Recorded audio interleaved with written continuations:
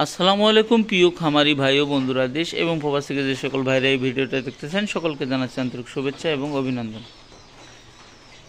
সাধারণত বর্তমান কিন্তু আপনার হালকা ঠান্ডা এবং গরমের অনুভূতি হচ্ছে, সেক্ষেত্রে কিন্তু আমরা একটা কমন রোগ হয়ে যাচ্ছে, বিশেষ করে নতুন খামারিদের কিন্তু একটা ভয়ের বিষয়।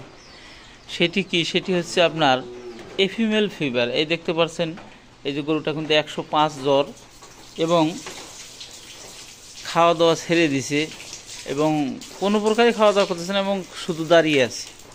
এই ধরনের যদি কারো রোগ হয়ে থাকে, অনেকে কিন্তু একবারে খুবই ঘাবড়িয়ে যান। এটা কিন্তু একটা মরণভেদী রোগ নয়, কিন্তু কিছু ভাই ট্রিটমেন্ট দেওয়ার সাথে সাথে চিন্তা করেন যে সাধারণ একটা জ্বর কিন্তু ভালো হচ্ছে না কেন।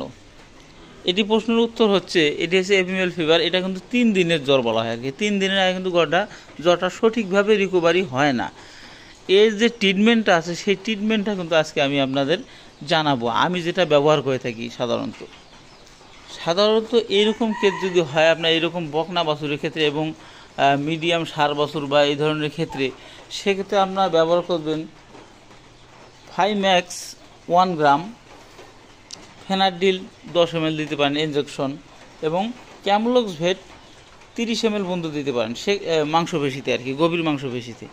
এখন কিছু ভাই বলতে পারেন এটা কিন্তু পরপর 3 দিন দেওয়ার নিয়ম, কিন্তু প্রথম দিন একটা ডোজ দেওয়ার পরে আপনার স্বাভাবিকভাবে ট্যাবলেটে চলে যেতে পারেন, সেক্ষেত্রে কিন্তু খরচটা কম হবে। প্রথম দিন সেই আপনার 5 ম্যাক্স ভেট 1 গ্রামটা দিবেন এবং ফেনাডিল ভেট 10 ml দিবেন এবং ক্যামলক্স 30 ml।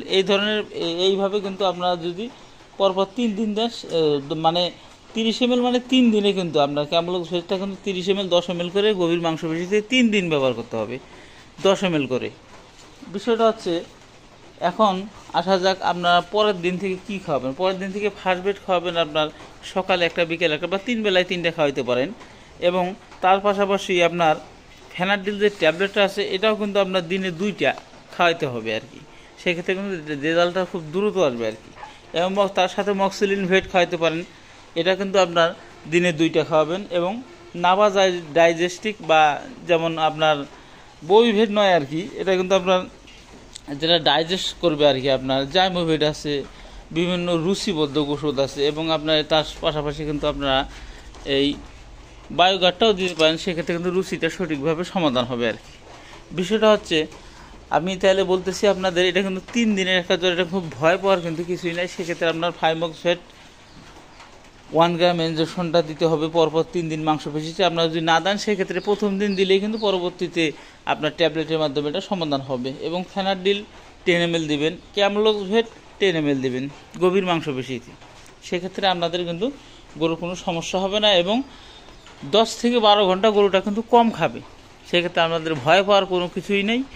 এইটা কিন্তু স্বাভাবিকভাবেই কিন্তু রুচিটা কমে যায় এবং বসে যায়, জ্বর ব্যথা থাকে, সেক্ষেত্রে কিন্তু গরু খায় না। গরুটা কী অবস্থা হয়ে আসে দেখছেন, কেমন ধুম ধরে আছে আর কি।